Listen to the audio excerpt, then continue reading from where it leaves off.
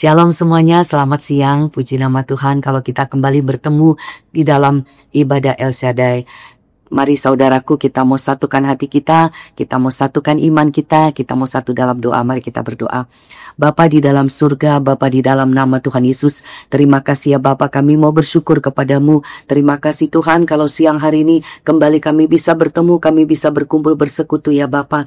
Mari Tuhan Yesus, biarkan roh-Mu yang berkuasa atas setiap kami ya Bapa, roh-Mu yang menuntun mengurapi setiap kami rindu Bapa, kami mendengarkan firman-Mu siang hari ini. Tuhan berkuasalah Tuhan atas pertemuan kami, atas ibadah kami, berkuasalah atas firman-Mu. Tuhan kau mengurapi hamba-Mu, kuduskan Tuhan, mau pakai siang hari ini untuk menjadi saluran berkat-Mu. Biarkan firman-Mu Tuhan kau taruhkan di mulut hamba-Mu, perkataan-Mu atas hamba-Mu ya Bapa. Tuhan juga berkuasa atas seluruh jemaat-Mu, siapapun yang bergabung untuk mendengarkan firman-Mu, biarkan pengurapan-Mu atas setiap jemaat-Mu untuk bisa menerima firman-Mu. Semua yang menghambat, menghalangi, patahkan kuasanya dalam nama Tuhan Yesus. Terpujilah nama-Mu ya Bapa. Kami mengucap syukur dalam nama Tuhan Yesus. Haleluya.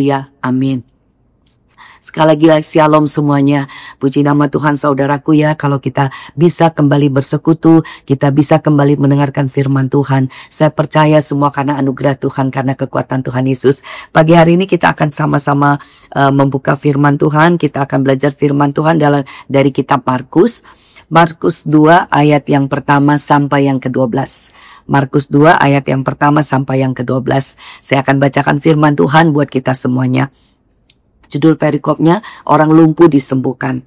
Kemudian sesudah lewat beberapa hari, waktu Yesus datang lagi ke Kapernaum, tersiarlah kabar bahwa ia ada di rumah. Maka datanglah orang-orang berkerumun sehingga tidak ada lagi tempat, bahkan di muka pintu pun tidak. Sementara ia memberitakan firman kepada mereka, ada orang-orang datang membawa kepadanya seorang lumpuh digotong oleh 4 orang. Tetapi mereka tidak dapat membawanya kepadanya karena orang banyak itu. Lalu mereka membuka atap yang di atasnya. Sesudah terbuka mereka menurunkan tilam tempat orang lumpuh itu terbaring. Ketika Yesus melihat iman mereka, berkatalah ia kepada orang lumpuh itu, "Hai anakku, dosamu sudah diampuni." Tetapi di situ ada juga duduk beberapa ahli Taurat. Mereka berpikir dalam hatinya, mengapa orang ini berkata begitu? Ia menghujat Allah. Siapa yang dapat mengampuni dosa selain daripada Allah sendiri? Tetapi Yesus segera mengetahui dalam hatinya bahwa mereka berpikir demikian. Lalu ia berkata kepada mereka, mengapa kamu berpikir begitu dalam hatimu?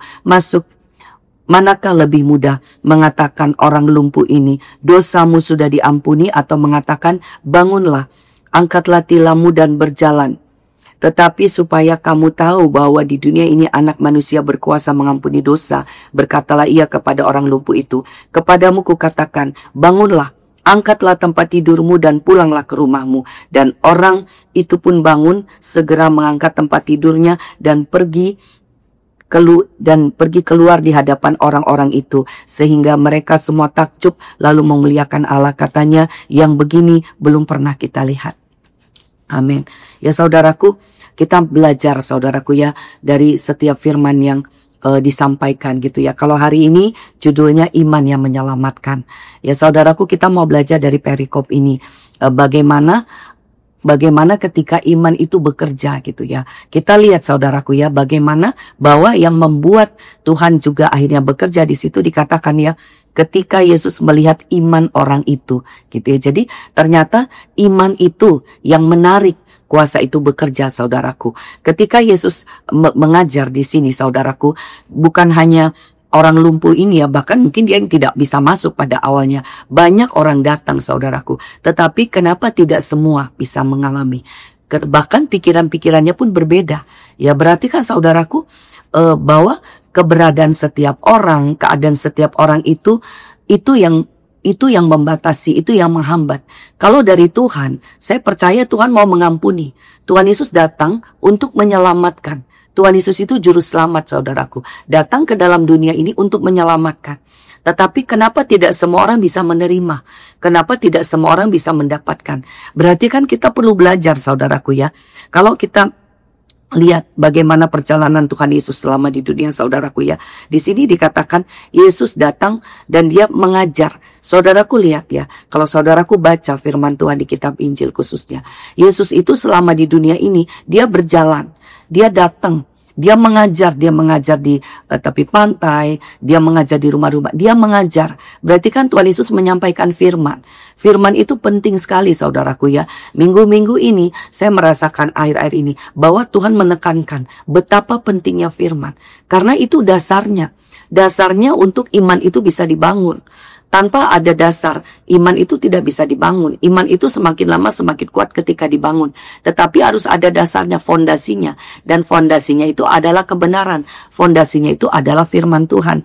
Ya mungkin kita buka ya di 2 Timotius 3 ayat 16 sampai 17. Saya akan bacakan buat kita semuanya ya. 2 Timotius 3 ayat 16, di situ dikatakan, segala tulisan yang diilhamkan Allah memang bermanfaat untuk mengajar, untuk menyatakan kesalahan, untuk memperbaiki kelakuan, dan untuk mendidik orang dalam kebenaran. Dengan demikian, tiap-tiap manusia kepunyaan Allah diperlengkapi untuk setiap perbuatan baik. Jadi perhatikan di sini dikatakan, tulisan yang diilhamkan Allah. Berarti kan firman Tuhan saudaraku di situ mengajar, menyatakan kesalahan, memperbaiki kelakuan. Jadi firman ini dasarnya. Firman ini kebenarannya. Makanya penting sekali kita belajar firman. Karena itu yang menjadi dasarnya. Karena ada firman, ada kebenaran, akhirnya orang itu bertindak. Ada firman, ada kebenaran, orang mendengar, mengerti, muncullah iman. Ya, dan iman itu yang membuat orang akhirnya bergerak, bertindak saudaraku. Dan di sini dikatakan 17-nya, tiap-tiap manusia kepunyaan Allah diperlengkapi untuk setiap perbuatan baik. Ya berarti kan ada dasarnya dulu, ada firmannya dulu, ada didikannya dulu, ada ajarannya dulu. Itu yang memperlengkapi orang untuk akhirnya bisa berbuat baik. Ya makanya kalau kita kembali tadi ke kitab Markus ini, di sini kan dikatakan ya di ayat 2. Kemudian sesudah lewat beberapa hari waktu Yesus datang lagi ke Kapernaum, tersiarlah kabar bahwa ia ada di rumah. Saudaraku, kalau kita baca perikop sebelumnya gitu ya, bahwa Tuhan Yesus itu sudah datang ke Kapernaum, saudaraku ya. Di situ dikatakan kalau di bagian Markus 1, Yesus dalam rumah ibadat di Kapernaum, bagaimana Yesus menyatakan mukjizat, Yesus menyembuhkan orang-orang sakit sehingga banyak orang mengalami kesembuhan. Dan kalau di perikop sebelumnya, ketika Yesus menyembuhkan orang sakit kusta, Yesus bilang jangan bicara, tetapi tunjukkan dirimu kepada imam. Tetapi orang kusta itu justru bercerita kemana-mana, sehingga akhirnya orang banyak mencari Yesus gitu ya. Orang banyak mengikuti dia, dan Yesus akhirnya menyingkir ke tempat yang sepi. Dan di sini di Markus 2 ini, dia kembali ke Kapernaum, saudaraku. Ya mungkin saya suka kenapa tidak boleh disampaikan? Ya sebenarnya kan saudaraku, tujuan Tuhan itu menyelamatkan. Ketika Tuhan melawat hidup kita, Tuhan mau menyelamatkan kita. Tetapi kalau kita hanya berhenti di mukjizat, kita hanya berhenti di berkat Tuhan, belum tentu itu sampai kepada keselamatan. Makanya Tuhan selalu katakan duduk diam, belajar gitu ya, supaya itu menjadi awalnya. Ketika mukjizat itu terjadi, perjumpaan itu terjadi, kuasa itu bekerja, itu awalnya untuk bertemu Tuhan supaya bisa terus dibangun. Makanya di sini kan Yesus menyingkir ke tempat yang sepi, tapi akhirnya dia kembali. Kenapa? Yesus tahu orang membutuhkan didikan, dan di sini dikatakan maka datanglah orang-orang berkerumun sehingga tidak ada lagi tempat, bahkan di muka pintu pun tidak. Sementara ia memberitakan firman kepada mereka. Nah, jadi di sini saudaraku, begitu banyaknya orang datang, sampai tidak ada tempat, bahkan di muka pintu pun tertutup gitu ya, karena saking banyaknya orang. Dan di sini sementara ia memberitakan firman. Ya berarti kan saudaraku perhatikan ya. Jadi nomor 1 saudaraku ya, bahwa Tuhan Yesus menekankan gitu ya, bahwa firman itu sangat penting. Makanya Yesus selalu mengajarkan firman, memberitakan firman. Jadi hari ini pun saudaraku, itu nomor 1. Ketika kita mau beribadah, ketika kita mau berjumpa dengan Tuhan, kita mau buka hati. Kemarin hari Jumat kan firmannya, bukalah telinga, sendengkanlah telingamu, dengarlah firman. Itu yang utama saudaraku, karena itu modalnya, itu dasarnya. Dari situ Tuhan akan menuntun kita. Nah di sini pada saat Yesus memberitakan firman saudaraku, sebegitu banyaknya orang menutupi jalan. Dan di sini dikatakan ada orang, sementara Yesus memberitakan firman kepada mereka, ada orang-orang yang datang membawa kepadanya seorang lumpuh digotong oleh 4 orang. Nah saudaraku, lihat ya, banyak orang datang, terus ada orang lumpuh digotong oleh 4 orang. Kenapa sih semua orang ini datang, saudaraku? Mereka sudah dengar tentang firman. Mereka sudah dengar tentang Tuhan Yesus, mereka dengar mukjizat dan mereka mau mengalami, ya. Jadi mungkin sama juga seperti kita hari ini. Oh, aku mengalami masalah, aku datang ibadah. Banyak yang datang, saudaraku. Tetapi perhatikan baik ya, nanti dari firman ini kita belajar. Sebegitu banyaknya orang datang dari perikop ini, hanya satu yang diceritakan. Justru iman orang yang lumpuh ini, bukan yang lebih dulu datang, yang rame, yang menutupi itu bukan, saudaraku ya. Tetapi nanti akan dilihat bagaimana iman orang lumpuh ini. Bahkan di dalam firman ini banyak orang datang, bahkan juga termasuk ahli-ahli Taurat. Ahli-ahli Taurat itu, saudaraku, orang yang belajar tentang hukum-hukum Tuhan, hukum-hukum Taurat. Jadi bisa dikatakan ya mungkin orang kalau zaman sekarang mungkin seperti mungkin juga bisa pendeta lah, hamba-hamba Tuhan. Jadi orang yang sudah belajar tentang firman. Nah, jadi saudaraku, banyak jemaat yang datang itu banyak di situ, rame di situ. Tetapi nanti akan dilihat seperti apakah keadaan mereka, gitu ya. Dan kita belajar yang mana yang sampai benar-benar menerima keselamatan, yang mana yang sampai benar-benar menerima yang dari Tuhan. Dan saudaraku lihat di sini, orang-orang ini datang, bisa dikatakan berarti datangnya belakangan ya, karena udah penuh duluan, udah tertutup jalan duluan, saudaraku. Bahkan di muka pintu pun tidak. Dan tetapi saudaraku lihat ya, bagaimana ketika orang itu datang tetapi tidak langsung bisa bertemu. Saudaraku, kadang-kadang kan dalam hidup ini banyak yang menghambat kita ya. Situasi, keadaan, masalah. Aku mau ibadah, aku mau berdoa, aku mau datang sama Tuhan.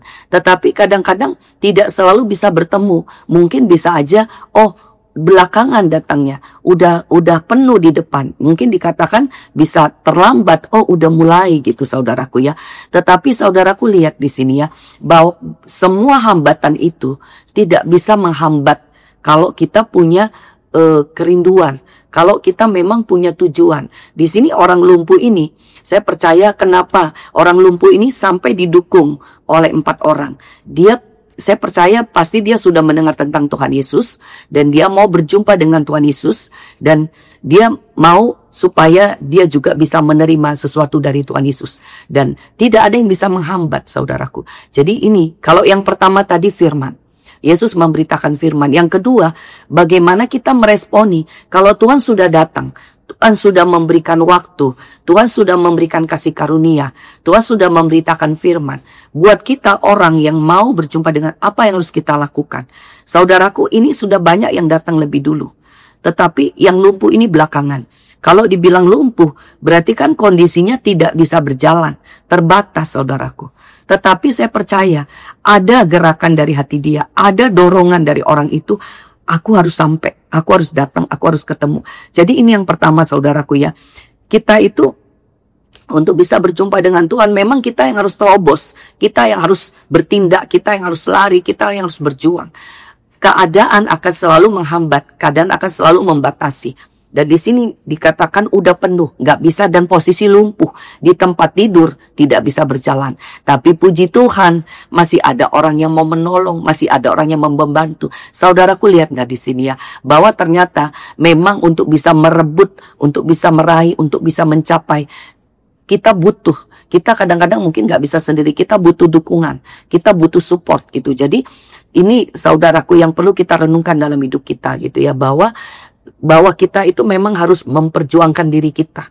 Memang harus kita menerobos, memang kita harus datang. Ya mungkin kalau orang lumpuh ini dia berhenti di titik, ya gimana ya, aku nggak bisa jalan. Ya pasti dia nggak akan sampai.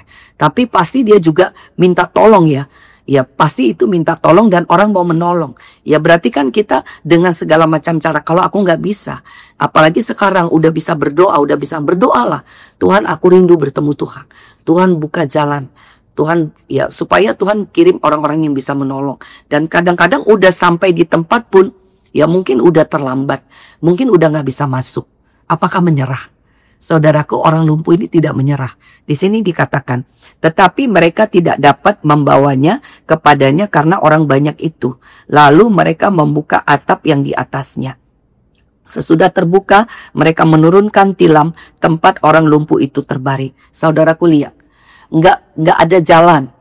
Nggak ada jalan, pintu bukan ditutup, tetapi ada orang-orang di situ.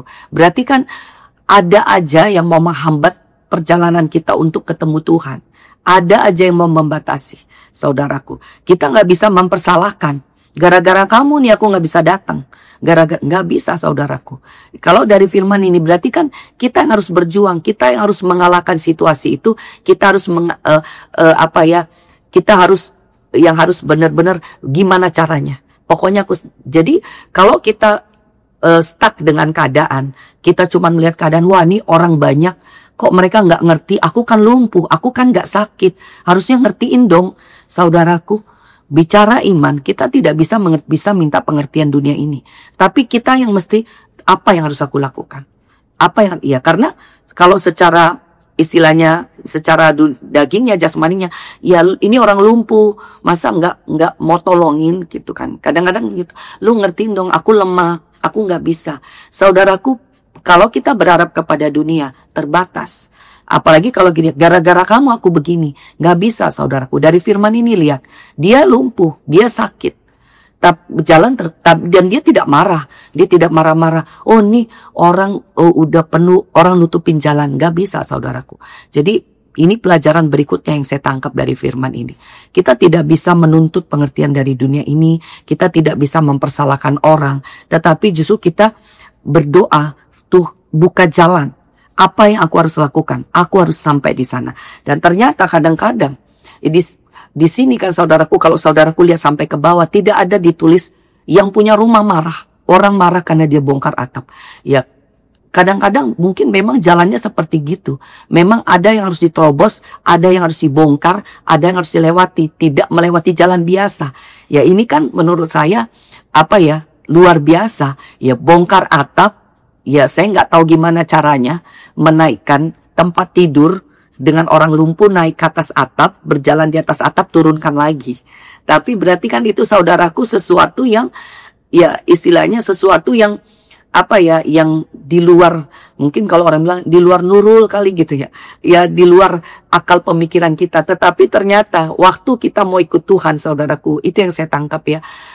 Kita bisa menerobos, kita bisa melakukan sesuatu yang rasanya menurut dunia itu, kamu gila ya, kamu bodoh ya, kok kamu begitu ya. Mungkin dunia bisa mencap gitu, oh kamu merusak, kamu menghancurkan. Tetapi saudaraku, ketika mukjizat terjadi, apa yang dianggap tadi tidak baik itu, apa yang itu nggak kelihatan lagi. Karena yang kelihatan itu mukjizatnya, saudaraku.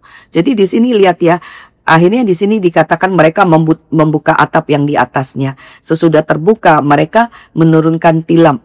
Jadi mereka membuka atap, di atasnya, naikkan baru turunkan lagi. Dan di sini saudaraku, tempat orang lumpuh. Sesudah terbuka mereka menurunkan tilam, tempat orang lumpuh itu terbaring.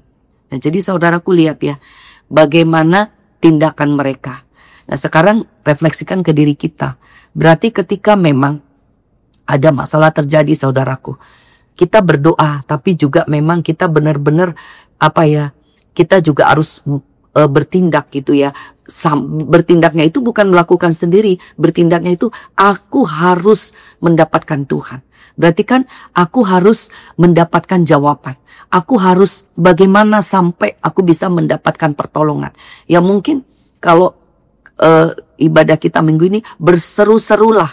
Ya mungkin merendahkan dirilah. Ya jadi bukan apa yang harus aku lakukan ya, supaya bukan jawaban doanya, tetapi ketemu Tuhannya. Bagaimana caranya? Pokoknya aku harus ketemu Tuhan. Berarti kan aku harus dikalahkan, hambatan dikalahkan. Berarti apa yang menghambat kita, yang membuat kita nggak bisa doa, yang membuat kita malas, yang membuat kita tidak bisa, pokoknya semua yang membuat kita tidak bisa datang kepada Tuhan itu harus kita kalahkan. Sampai kan tilamnya diturunkan di depan Yesus. Sampai aku bisa bertemu dia. Sampai aku bisa tersungkur. Sampai aku bisa datang. Itu saudaraku. Itu imannya itu harus. Pokoknya aku harus ketemu Tuhan. Pokoknya aku harus dengar suara Tuhan. Pokoknya aku harus. Ya saudaraku, waktu saya merenungkan ayat ini, saya sangat diberkati. Saya bilang, Tuhan ampuni gitu ya. Seringkali bukan Tuhannya yang ku cari, tetapi jawaban doanya. Sehingga membuat kesana kemari gitu ya. Kenapa sih orang akhirnya pindah dari hamba Tuhan ke hamba Tuhan lain? Ya merasa belum menemukan. Bukan manusianya, bukan orangnya, tetapi Tuhannya yang kita butuhkan, saudaraku. Tuhan yang akan menjawab doa-doa kita. Nah, jadi hari ini yang harus kita pelajari benar. Ya kenapa doa kita belum dijawab? Ya apakah kita mencari Tuhan atau kita mencari jawaban doa? Orang lumpuh ini mencari Tuhan, saudaraku. Dia tidak berhenti mencari Tuhan. Bahkan sampai benar-benar dia turun di depan Tuhan. Jadi itu saudaraku, supaya kita bisa mendapatkan jawabannya karena kita ketemu Tuhan. Bukan karena kita cari jalan sendiri, tapi karena kita ketemu Tuhan. Ya, firman Tuhan katakan di kitab Yudas ya saudaraku ya. Yudas 1 ayat yang ke-20 ya saudaraku ya. Yudas 1 ayat yang ke-20 dikatakan, bangunlah dirimu sendiri di atas dasar imanmu yang paling suci dan berdoalah dalam Roh Kudus. Bangunlah dirimu sendiri di atas dasar imanmu yang paling suci dan berdoalah dalam Roh Kudus. Kita itu memang harus benar-benar sampai murni. Hanya Tuhan Yesus saja. Hanya Dia pengharapan kita. Hanya Dia. Dan makanya bangunlah dirimu sendiri di atas dasar imanmu yang paling suci. Kenapa iman orang lumpuh ini kelihatan? Karena dia tidak berharap apapun, dia berharap memang benar-benar aku mau ketemu Tuhan. Kenapa dia bertindak semua itu? Karena dia mau ketemu Tuhan. Bukan semata-mata jawaban doa. Dari mana kita tahu saudaraku iman dia? Karena di sini dikatakan ya, ketika Yesus melihat iman mereka, berkatalah ia kepada orang lumpuh itu, hai anakku, dosamu sudah diampuni. Berarti kan dia menemukan Tuhan dan dia mendapatkan keselamatan. Dia semata-mata bukan penyakitnya. Ya kalau kita berharap jawaban doa, ya pastinya kan begitu ketemu, oh kamu langsung berjalan itu saja. Ya kadang-kadang kan saudaraku, kenapa masalah itu terjadi? Kenapa keadaan itu terjadi? Akarnya itu kan dosa. Jadi kalau kita cuma mendapat jawaban doa, ya sakit supaya sembuh, gak punya uang supaya punya uang, ya gagal supaya berhasil. Kita cuma mendapatkan kesembuhan, kita mendapatkan uang, kita mendapatkan keberhasilan, tapi tidak mendapatkan keselamatan. Sementara ini iman yang menyelamatkan. Bagaimana iman tadi yang di Yudas tadi katakan, bangunlah dirimu sendiri di atas dasar imanmu yang paling suci. Berdoalah dalam roh, sehingga akhirnya bertemu dengan Tuhan. Dan ketika bertemu juru selamat, yang dia dapatkan apa? Keselamatan. Itu yang lebih dulu, yang lebih penting. Orang lumpuh ini akhirnya benar-benar berjumpa dengan Yesus dan diselamatkan. Ya saudaraku, banyak orang beribadah. Kenapa beribadah? Mencari Yesus, juru selamat, tapi tidak mendapatkan selamat. Tidak semua, bahkan di sini saudaraku lihat, hai anakku, dosamu sudah diampuni. Tetapi di situ ada juga duduk beberapa ahli Taurat. Mereka berpikir dalam hatinya, mengapa orang ini berkata begitu? Ia menghujat Allah. Siapa yang dapat mengampuni dosa selain daripada Allah sendiri? Saudaraku lihat, ahli Taurat, orang yang seharusnya tahu tentang hukum, tahu tentang kebenaran, mereka nggak bisa mendapatkan itu. Kenapa? Karena dia ada di situ bukan untuk mencari Tuhan. Dia ada di situ hanya untuk melihat, menilai, meninjau, memantau, memperhatikan. Tidak bertemu dengan Tuhan. Hatinya, pikirannya tidak tertuju kepada Tuhan. Dan di sini dikatakan, tetapi Yesus segera mengetahui dalam hatinya bahwa mereka berpikir demikian. Lalu ia berkata kepada mereka, mengapa kamu berpikir begitu dalam hatimu? Ya, Tuhan tahu hati manusia, saudaraku. Tuhan tahu siapa kita. Tuhan mengenal. Ya, ibadah banyak yang datang.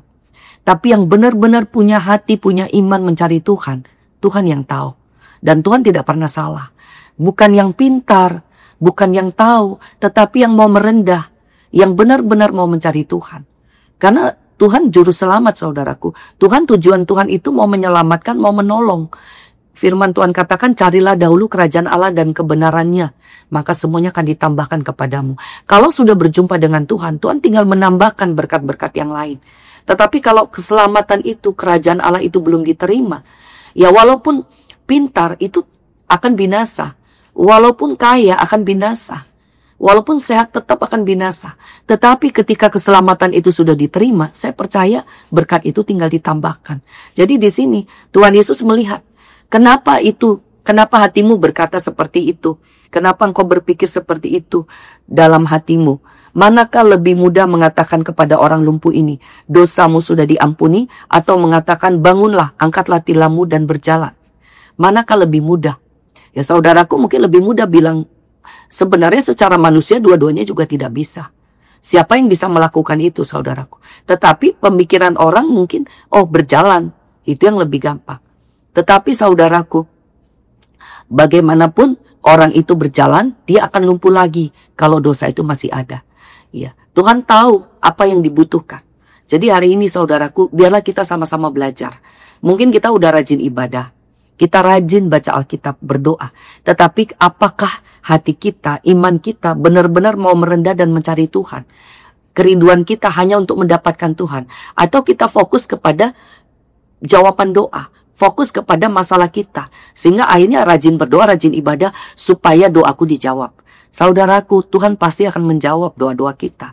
Tapi kembali lagi, yang utama Tuhan Yesus itu mau menyelamatkan. Makanya walaupun banyak sampai jalannya tertutup, di sini diceritakan dalam perikop ini, orang lumpuh itu yang menerima. Justru dia yang datang belakangan, dia yang menerima. Ya saudaraku, kadang-kadang yang datang lebih dulu belum tentu. Makanya di sini kita kembali supaya kita sama-sama belajar, kita bisa mendapatkan bukan hanya sekedar jawaban doa tetapi keselamatan. Dan di sini lanjut, tetapi supaya kamu tahu bahwa di dunia ini Anak Manusia berkuasa mengampuni dosa, berkatalah ia kepada orang lumpuh itu, kepadamu kukatakan, bangunlah, angkatlah tempat tidurmu dan pulanglah ke rumah. Orang ahli Taurat berkata dia menghujat Allah. Tetapi untuk membuktikan bahwa benar itu dari Tuhan, Tuhan sudah mengatakan lebih dahulu, dosamu sudah diampuni. Dan kemudian apa yang Tuhan katakan? Bangunlah, angkatlah tilammu. Dan di sini dikatakan, bangunlah, angkatlah tempat tidurmu, gitu ya. Dan angkatlah tempat tidurmu dan melangkah ke rumahmu. Jadi dikatakan, bangunlah, angkatlah tempat tidurmu, melangkahlah ke rumah. Ya, dan di situ langsung, dan orang itu pun bangun, segera mengangkat tempat tidurnya dan pergi keluar di hadapan orang-orang itu. Nah saudaraku, luar biasa enggak? Itu dia mendapatkan semuanya. Dosanya diampuni, penyakitnya disembuhkan. Mukjizat Tuhan dinyatakan. Itu yang paling luar biasa saudaraku. Jadi itu yang harus kita benar-benar saudaraku ya. Kenapa perikop ini dituliskan? Supaya kita belajar bahwa tujuan Tuhan untuk menyelamatkan. Orang ini mungkin tidak tahu bahwa dia lumpuh akibat dosa. Ya kita juga mungkin tidak mengerti kenapa aku diperhadapkan seperti ini. Kenapa aku mengalami masalah ini.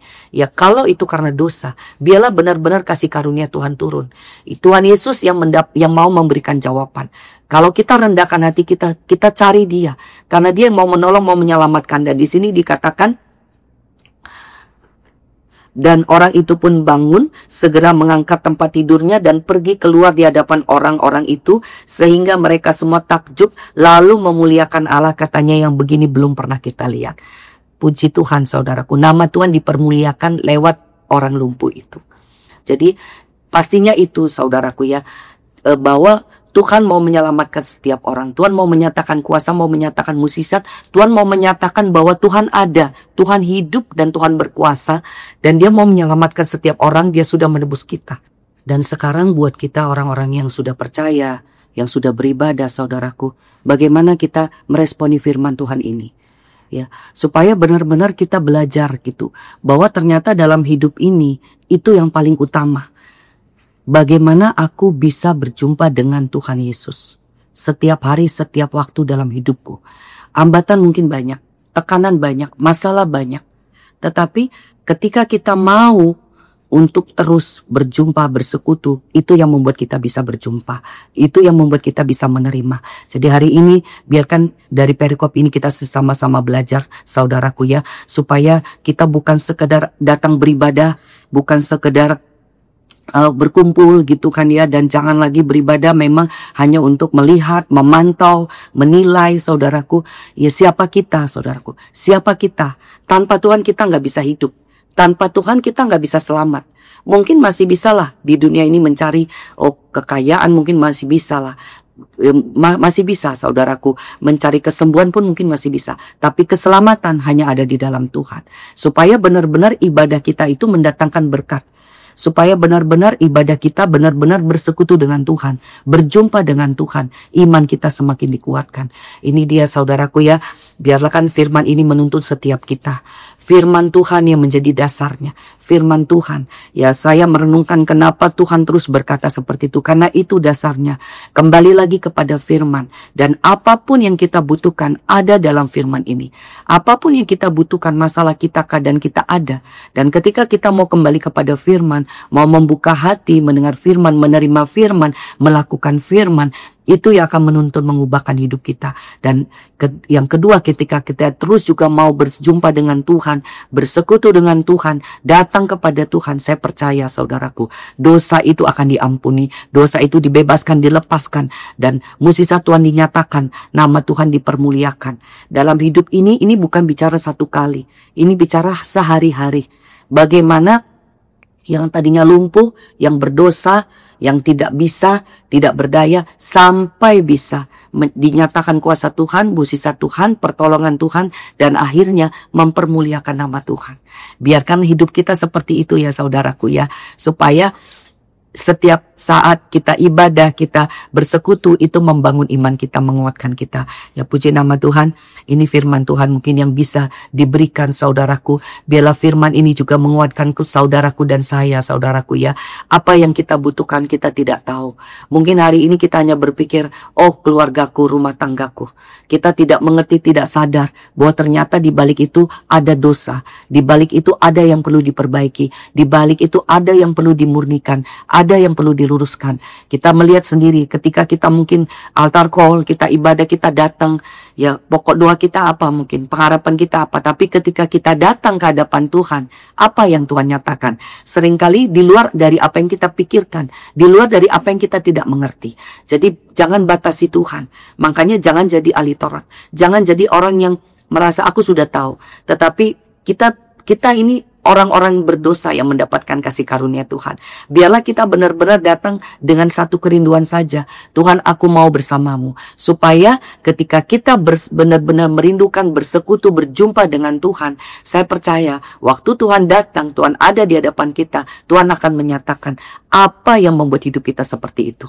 Apa yang membuat kita sakit. Apa yang membuat kita lemah. Apa yang membuat kita tidak baik. Dan kalau itu Tuhan sudah nyatakan, saya percaya penyakit disembuhkan, masalah diselesaikan, dan hidup kita diubahkan, nama Tuhan dipermuliakan. Puji Tuhan saudaraku, biarlah firman ini menjadi kekuatan, menjadi berkat, supaya kita terus menjadi orang-orang yang imannya dibangun, dan biarlah kita juga benar-benar iman itu bisa menyelamatkan kita, saudaraku. Ini yang menjadi firman Tuhan hari ini, biar ini menjadi kekuatan bagi kita semuanya. Mari kita mau satukan hati kita, mari kita satu dalam doa, mari kita berdoa. Terima kasih Tuhan Yesus. Hamba percaya ya Bapa, Engkaulah yang berkuasa atas seluruh keadaan kami, atas seluruh kehidupan kami. Kami bersyukur ya Bapa, kalau siang hari ini Engkau menyatakan firman-Mu bagi kami. Biarlah kami belajar Bapa dari iman orang lumpuh ini Tuhan Yesus. Bagaimana Tuhan Yesus, dia tidak terhambat dengan keadaannya, dengan situasinya, dengan kelemahannya. Tapi dia terus berjuang untuk dia bisa mendapatkan Tuhan. Dan bagaimana ketika dia mendapatkan Tuhan, Tuhan menyatakan kasih karunia, menyatakan pertolongan, menyatakan anugerah. Tuhan tolong setiap kami lebih lagi, khususnya yang bergabung mendengarkan firman-Mu hari ini Bapa. Biarkan Roh-Mu berkuasa atas setiap anak-anak-Mu ya Bapa, supaya apapun keadaan situasi tidak menghambat untuk berjumpa dengan Tuhan Yesus. Tuhan ampuni segala dosa, Tuhan ampuni segala kekurangan kelemahan, Tuhan ampuni semua yang membuat tidak bisa berjumpa dengan Tuhan Yesus, semua yang membuat tidak bisa melihat Tuhan, mendengarkan Tuhan, yang membuat tidak bisa bersekutu dengan Tuhan Yesus, diikat, dipatahkan, dihancurkan dalam nama Tuhan Yesus Kristus. Biarkan setiap anak-anak-Mu yang mendengarkan firman-Mu hari ini Bapa, imannya dibangkitkan, dikuatkan. Tuhan Yesus, imannya dikuatkan untuk terus mencari Tuhan, untuk terus berjumpa dengan Tuhan, untuk terus mau bersekutu dengan Tuhan Yesus. Terima kasih ya Bapa, sempurnakan firman-Mu di dalam setiap anak-anak-Mu, materaikan menjadi kekuatan ya Bapa. Aku menyerahkan sepenuhnya ke dalam tangan kuasa-Mu. Berkati semua anak-anak-Mu yang sudah beribadah hari ini Bapa, apapun yang dikerjakan lewat ibadah mereka, pujian, penyembahan, lewat doa, bahkan lewat firman Tuhan. Tuhan sempurnakan di dalam nama Tuhan Yesus untuk menyatakan mukjizat-Mu, menyatakan pertolongan-Mu. Anak-anak-Mu juga yang memberikan persembahan juga Tuhan Kau berkati. Kuduskan setiap persembahan yang diberikan untuk dapat mempermuliakan nama-Mu. Terima kasih Tuhan Yesus. Nyatakan kasih karunia-Mu, nyatakan mukjizat-Mu, nyatakan pertolongan-Mu lebih lagi. Terpujilah nama-Mu ya Bapa. Kami mengucap syukur, kami menutup ibadah kami siang hari ini ya Bapa, atas nama Bapa, Putra dan Roh Kudus, di dalam nama Tuhan Yesus Kristus yang sudah mengajarkan kami berdoa. Bapa kami yang di surga, dikuduskanlah nama-Mu, datanglah kerajaan-Mu, jadilah kehendak-Mu di bumi seperti di surga. Berikanlah kami pada hari ini makanan kami yang secukupnya, dan ampunilah kami akan kesalahan kami, seperti kami juga mengampuni orang yang bersalah pada kami. Dan janganlah bawa kami dalam pencobaan, tapi lepaskanlah kami daripada yang jahat, karena Engkaulah yang punya kerajaan dan kuasa dan kemuliaan sampai selama-lamanya. Amin. Mari kita angkat tangan kita di hadapan Tuhan. Atas nama Bapa, Putra, dan Roh Kudus, di dalam nama Tuhan Yesus Kristus, terimalah berkat-berkat dari Bapa Surgawi. Terimalah cinta kasih sayang dari Tuhan Yesus Kristus. Dan terimalah pertolongan dari Allah Roh Kudus yang akan terus menuntun, menolong, menghibur, menyelamatkan. Mulai hari ini sampai selama-lamanya. Yang percaya, terimalah dan katakan amin. Puji Tuhan, firman Tuhan sudah disampaikan. Biar ini menjadi berkat bagi kita semuanya. Shalom.